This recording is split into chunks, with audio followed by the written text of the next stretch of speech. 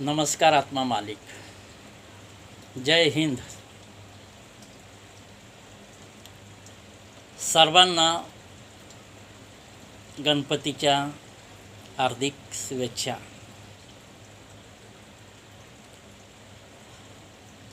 सतरा तारखेला गणपती विसर्जन आहे. आपल्या सर्वांना माहीतच आहे,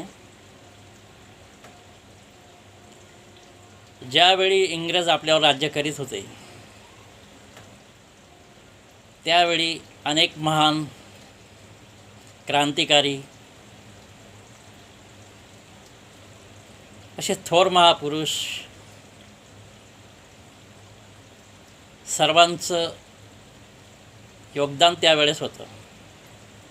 ज्यावेळेस आपण इंग्रजांच्या हुकुमशाहीतून देशाला स्वातंत्र्य मिळवलं त्यावेळेस एकतेची खूप गरज भासत होती. तसेच त्यावेळी लोकमान्य टिळक देशप्रेमी यांनी एकता निर्माण होण्यासाठी गणपती हा उत्सव सुरू केला. हे आपल्याला माहीतच आहे. तर लोकमान्य टिळकांनी आपल्याला जी शिकवण दिली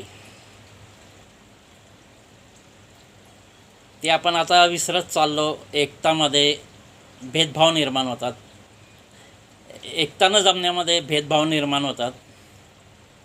तर आपल्याला भेदभाव मिटवणे खूप आवश्यक आहे. लोकमान्य टिळकांनी जी एकता निर्माण केली, इंग्रजों को भगाओ यासाठी एकता होती. त्यासाठी गणपतीचा उत्सव निर्माण करण्यात आला. ही महानता, ही उंच विचार त्या लोकमान्य टिळकांनी निर्माण केले. तर याच्यातून आपल्याला खूप शिकायचं आहे. ते वाया जायला नको. आज आपल्या हिंदुस्थानात हिंदूंमध्ये एकतेची खूप आवश्यकता आहे. त्यासाठी वर्षातून येणारा हा गणपती उत्सव एकतेचा विषय उत्सव देशभरात मनवला जातो. तरी सर्वांनी यावर चिंतन मंथन करावे. आपल्या घरातून एकतेला सुरुवात करावी. घरात भेदभाव नसावे, एकता असावी. गल्लीत भेदभाव नसावे, एकता असावी. वाडात भेदभाव नसावे, एकता असावी. आजूबाजूच्या सर्व वाडांमध्ये एकता असावी. आणि हा संधी आपल्याला गणपती उत्सवाच्या निमित्ताने खूप चालून येते. गणपतीच्या वेळेस आपण एकत्र येतो, परंतु वर्षभर नेहमीसाठी एकता राहिली पाहिजे. भेदभाव नको. आपसामध्ये हिंदूंनी भेदभाव करायला नको.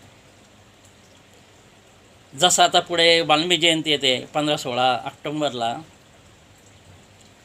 तर कोळी समाज दरवर्षी एकत्र येऊन वाल्मिकी जयंती मनवतो. तसं यावर्षी ते प्रयत्न करीत होणार आहे आणि वाल्मिकी जयंती एकत्र होईल. तशा पद्धतीने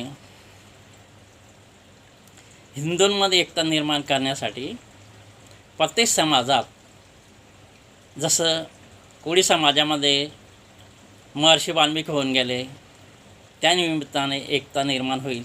वाल्मिकी जयंतीसाठी सर्व मंडळं एकत्र येतील.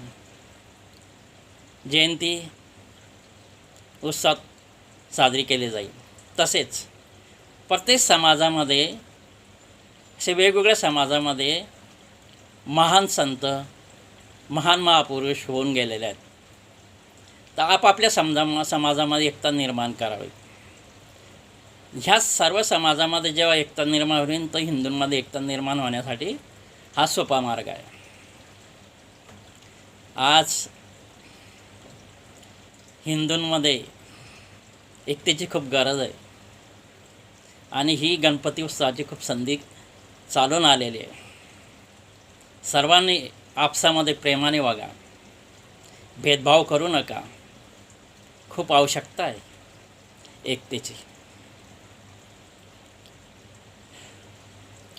तर सर्वांनी यावर चिंतन मंथन करून नेहमीसाठी एकता कायम ठेवावी. सर्वांना प्रेम आनंद वाटावा.